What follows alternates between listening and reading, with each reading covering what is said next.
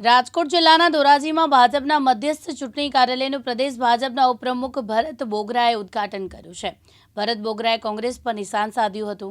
કોંગ્રેસને પરિવારવાળી પાર્ટી ગણાવી છે। કોંગ્રેસે વર્ષો સુધી દેશનું શોષણ કર્યું છે। ક્ષત્રિય સમાજના આંદોલન વિશે પણ બોગરા બોલ્યા હતા। બોગરાએ કોઈપણ સમાજનું નામ લીધા વગર તમામ સમાજ ભાજપની સાથે છે તેમ કહ્યું છે।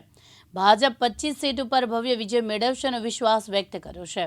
આજે પોરબંદર લોકસભા મત વિસ્તારના ભારતીય જનતા પાર્ટીના ઉમેદવાર અને દેશના આરોગ્ય પ્રધાન આદરણીય ડોક્ટર મનસુખભાઈ માંડવિયા સાહેબના ધોરાજી શહેર અને તાલુકાના મધ્યસ્થ કાર્યાલયના ઉદ્ઘાટન પ્રસંગે અમારી સાથે ઉપસ્થિત હતા ડોક્ટર મહેન્દ્રભાઈ પાડલિયા, સમગ્ર સંગઠન અને ચૂંટાયેલા જનપ્રતિનિધિ ટીમ સાથે ખૂબ સુંદર વાતાવરણની અંદર ધોરાજીના આંગણે આ કાર્યાલયનું ઉદ્ઘાટન કરવામાં આવ્યું છે અને સૌ ધોરાજીવાસીઓએ અમને કોલ આપ્યો છે કે પોરબંદર લોકસભાની ચૂંટણીમાં જે લીડ આવશે એમાં સૌથી વધારે લીડ ધોરાજી શહેર અને તાલુકાની હશે।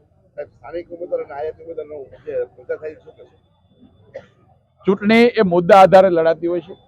ભારતીય જનતા પાર્ટી નરેન્દ્રભાઈ મોદીના નેતૃત્વમાં લડાઈ લડે છે। હું ચોક્કસપણે કોંગ્રેસના મિત્રોને પણ કહીશ કે આવો અમને દેખાડો કે તમારો વડાપ્રધાનનો ઉમેદવાર કોણ છે।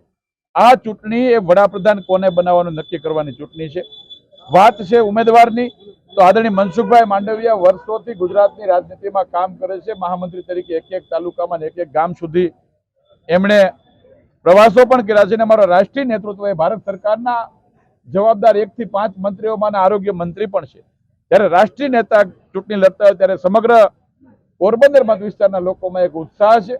અમારા આગેવાનોએ વિનંતી કરી મનસુખભાઈને કે તમે અહીંયા લડવા માટે આવો ને આ વિસ્તારના લોકોમાં એક અલગ પ્રકારનો ઉત્સાહ છે। એક બાજુ મનસુખભાઈ માંડવિયાનો અનુભવ, ભારત સરકારનું પ્રતિનિધિત્વ અને નરેન્દ્રભાઈ મોદીના ટીમના સાથી તરીકે અહીંયા છે। જ્યારે સ્થાનિકની વાત આવતી હોય તો સ્થાનિક આ ગ્રામ પંચાયતની કે નગરપાલિકાની ચૂંટણી થોડી છે કોઈ સ્થાનિક મુદ્દા પર ચૂંટણી લડાય।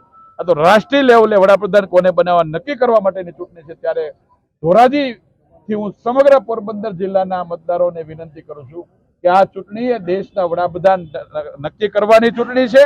આપણા પ્રતિનિધિ નરેન્દ્રભાઈ મોદી સાહેબની ટીમમાં બેસવાના છે ત્યારે આપણા પંથકનો જબરદસ્ત વિકાસ થવાનો છે, આપણો બળગોત્યા પડવાનો છે।